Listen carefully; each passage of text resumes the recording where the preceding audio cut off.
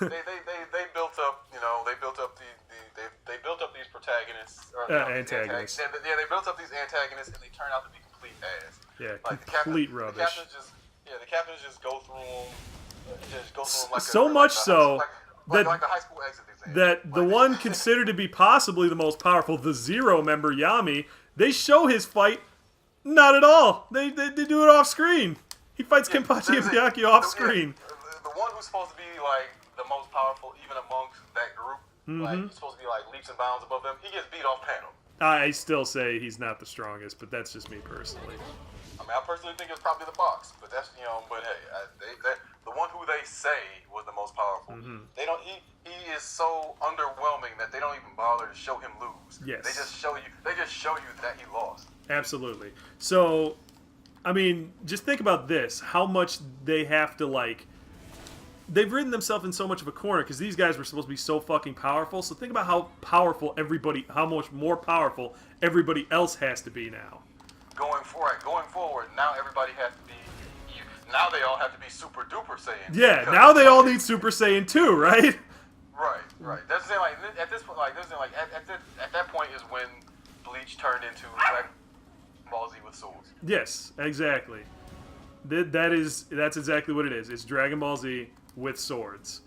I mean, here's the thing. I liked it at first because it didn't seem like that's what it was going to be. Yeah. Because, like I said, the main character was a total scrub lord. Like, I'm like, okay, this main character, I don't know if he's gonna make it. And it wasn't in the sense of like, yeah. Well, I mean, I know Frieza's really strong, but I mean, Goku's definitely gonna win. I was just like, nah, I think Ichigo might die. Yeah, we always had a little bit of faith in Goku. Yeah, I mean, well, it was more so like, given the history of this show, I know they won't ever let him lose. Yeah. And Bleach, I was just like, no, he's been getting his ass kicked from day one. And if they're gonna stick with their own continuity as they're establishing it, because it's not even like it was a matter of, okay, and this is why I think, it'll be a whole different conversation we can have, comics versus manga. But I think comics are better because, like, this manga, they weren't even keeping to their own continuity as it was being established. Yeah, that's very true. Where they would like just, because they constantly have to rewrite to make people stronger or weaker or whatever. Yeah, because it's not even a matter of, a different writer came on board and they wanted to go in a different direction. Yeah. Or fan demand was, resulted in us doing this, killing off this character, blah, blah, blah. No. Absolutely. You all literally just spent the last year and a half establishing how powerful these antagonists were. And then they're like, nah, fuck that. Well, yeah, and here's the other thing. Aizen literally needed none of them because he's so much stronger than everybody else. Yeah, and that was the other thing. I'm like, okay, so what were they there for? Because no bullshit. He didn't need them. Okay, basically, everybody shows up to fight. Both sides show up to fight. Hey, all the bad guys on one side, all the good guys on another side. Yes.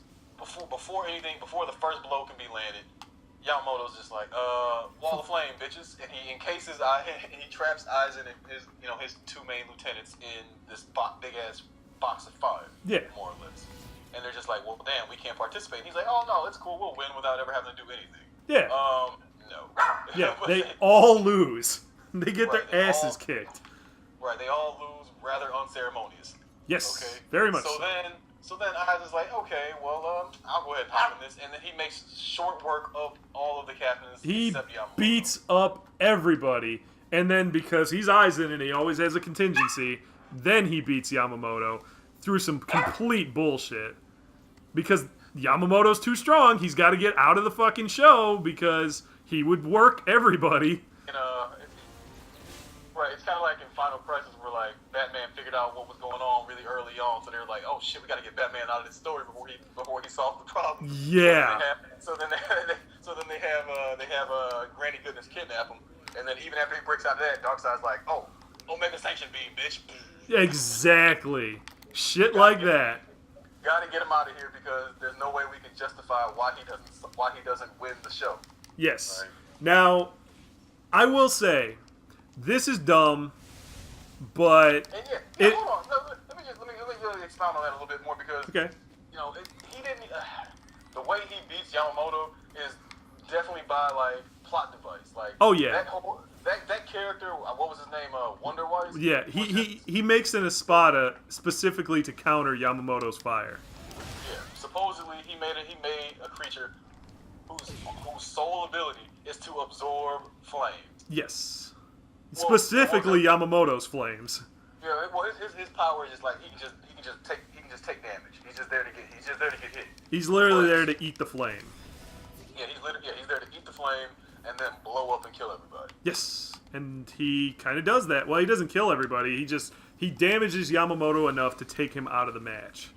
Yeah, because if Yamamoto was willing to just say, yeah, screw it, he would have just killed everybody. Yeah, he could have just said, screw it, I'm gonna let all my subordinates die, and I'm gonna continue to beat your ass.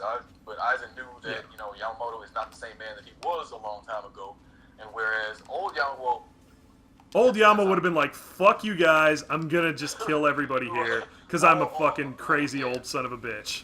Classic Yamamoto would have been like, you guys were too weak. I shouldn't have even had to participate in this. Why are you such pussies? Pretty much. Oh yeah. Classic Yamamoto would be like, look. That's pretty much the gist of it. Yeah, like you guys are some pussies, and now I'm gonna blow all of you up for being lame. When he entered the fight, he said, you all should be ashamed of yourself that I even have to be out here. Yes, correct. Because he's an old man and he shouldn't have to be out there. That's just rude. He's like, I'm 3,000 years old. Like, yeah. He's like, I should not have to do this. I should be at home watching Archie Bunker. I don't know. I figured he's more of a Golden Girls type of guy, but yeah, I could see that. But yeah, so Aizen has his fucking plan and all that bullshit. He wipes out all the captains. Basically, the most powerful fighter on the side of the good guys gets blown up by his own power. Yes, that is absolutely correct. That is exactly what happens, and it's a bunch of bullshit. Ichigo is he's the only one that can fight Aizen because he's never seen his power, so he's not affected by it. But here's the thing: Aizen's so fucking strong, he doesn't even need to use it. Gin specifically says that shit. Like, they're like, oh, he's using his power against everybody when he wiped out all the captains. And Gin's like, nope, he just did it because he's so much stronger than everybody. Which also begs the question, then what the hell was all of this subterfuge for? Yeah. If he could have just come in there, if he could have just come in and kicked the shit out of everybody in the show. Absolutely. But here's the real crazy thing. I love Ishin. Ishin is like my favorite fucking character in the whole show. But let's be real honest, his power level does not make fucking sense. Okay. Ishin, spoilers, eventually it's revealed he's Ichigo's dad. He was the Soul Reaper, and he was the captain of Squad 10 at one point in time. He's a young captain. He does not have the sleeves. So he was a young captain. This motherfucker nobody's been able to fight Aizen. The most anybody's got off of him is Urahara cut his shirt. Or, like, he cut a piece of his hair or some shit, right? Well, I mean, Yamamoto, blew him up. Well, but Yamamoto is Yamamoto, and he didn't really blow him up. He didn't do anything to him.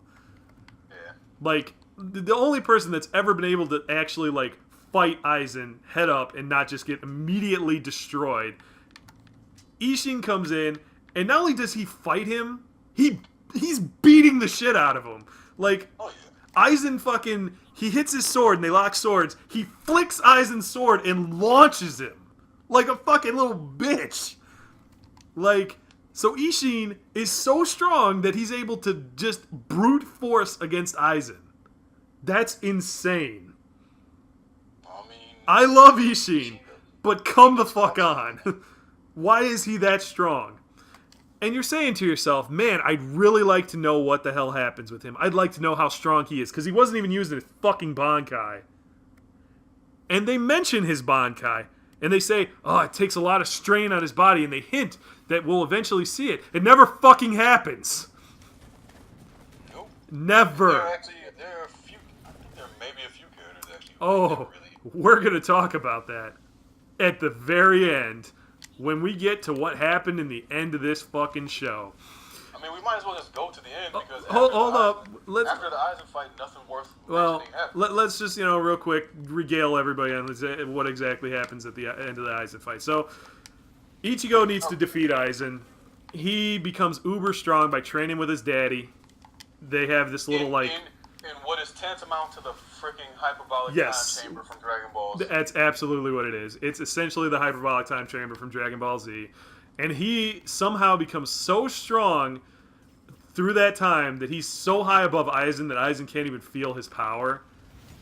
Yeah, which again, Ishin has the same power set. So you'd assume if he used the final Getsuga Tensho, right, that he would be equally as strong as Ichigo would be, but like with his power, so he'd be able to just wreck everybody. Just saying, stupid as fuck. Love Ishin, but stupid as fuck. But yeah, so Ichigo just whoops Aizen's ass. He beats him into the ground, but he can't kill him because Aizen's a fucking god. But they seal him away. They lock him in a fucking room. He's got an eye patch. It's weird. But yeah, so Ichigo beats him. Aizen's away. You know, Ichigo loses his powers for a while. He gets him back through probably what was at the time the worst arc of the story. These normal humans that have powers kind of like Orihime, they find him and he gets his powers back from them. It's really, really uninteresting. It's called the Fullbring arc and it sucks balls.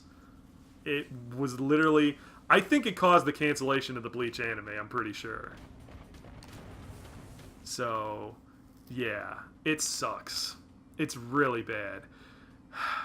But then we got to the very last fucking arc.